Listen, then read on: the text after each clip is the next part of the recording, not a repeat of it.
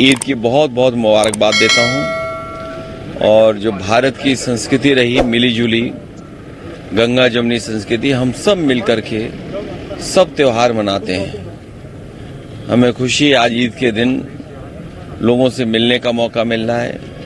ये त्योहार ऐसा है कि गले मिलकर के हम इस देश की संस्कृति को आगे बढ़ाएं। सर, भाजपा सरकार का कहना है कि विफल मैनिफेस्टो है। भारतीय जनता पार्टी झूठ का सहारा लेकर के काम कर रही है। इनकी हर बात झूठी है, झूठे वादे जनता से किए हैं। इससे ज्यादा खतरनाक काम लोकतंत्र में और क्या हो सकता है। जिन्होंने कहा किसान की आय दोगुनी होगी, हजारों किसान आत्महत्या कर लिया एमएसपी के लिए। समाजवादी पार्टी जो अपना विजन डॉक्यूमेंट लेकर के आई, उसमें किसानों के लिए एमएसपी लागू हो। स्वामीनाथन कमीशन ने जो सुझाव दिए थे उसके तहत किसानों को एमएसपी मिलना चाहिए। वहीं ये सरकार को स्वीकार करना चाहिए कि 10 साल में सबसे ज्यादा बेरोजगारी बढ़ी है और बेरोजगारी का पैमाना ये है कि आज 90% नौजवान बिना नौकरी बिना रोजगार के हैं।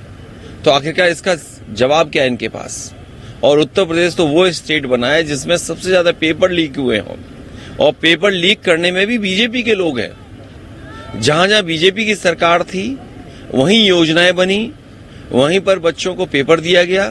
तो आज किस मुंह आकर के कह रहे हैं कि उन्होंने 10 साल में नौजवानों को नौकरी रोजगार दिए हैं। अभी हाल में ही जो पेपर लीक हुआ है, जो खुलासा हो रहा है, उसमें खुलासा ये है कि जहां पर हुआ वहां बीजेपी की सरकार, जिन लोगों ने पेपर लीक किया वो बीजेपी से संबंधित लोग हैं।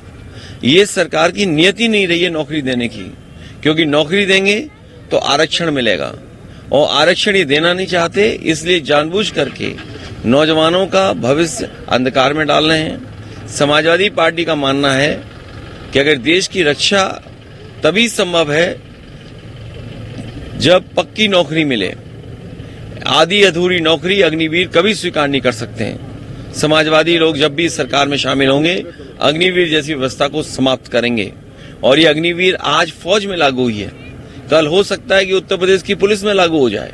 वहां 4 साल के बाद बाहर कर रहे हैं, उत्तर प्रदेश में हो सकता है पुलिस पीएससी में 3 साल के बाद बाहर कर दें। तो ये वो सरकार है जो नौकरी नहीं देती है, और अगर नौकरी मिल गई तो नौकरी आपकी छीनते हैं। सर, भाजपा 80 की 80 सीटें जीतने का दावा कर रही है। दावा तो वो ये कह रहे हैं कि आय दोगुनी होगी किसानों की। क्या दावा उनका पूरा हुआ? हंगामा टाइम्स की तमाम खबरों को देखने के लिए हंगामा टाइम्स को सब्सक्राइब कर लीजिए और बेल आइकन दबा लीजिए। अगर आपको ये वीडियो अच्छा लगा हो तो लाइक बटन प्रेस कर अपनी प्रतिक्रिया हमारे कमेंट बॉक्स में देना मत भूलें।